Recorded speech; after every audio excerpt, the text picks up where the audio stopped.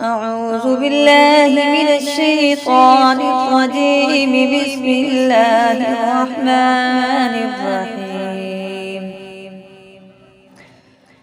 أيود أحدكم أن تكون له جنة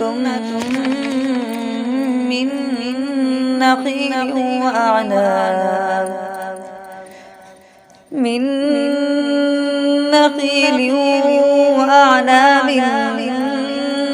تجري من تحتها الأنهار له فيها من كل الثمرات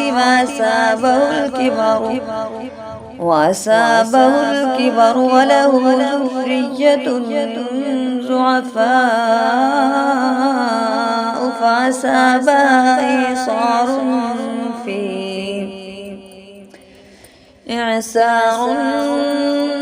فيه نار فاحترقت.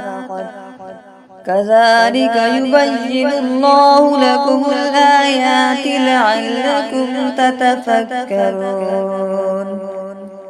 صدقت يا رب العالمين.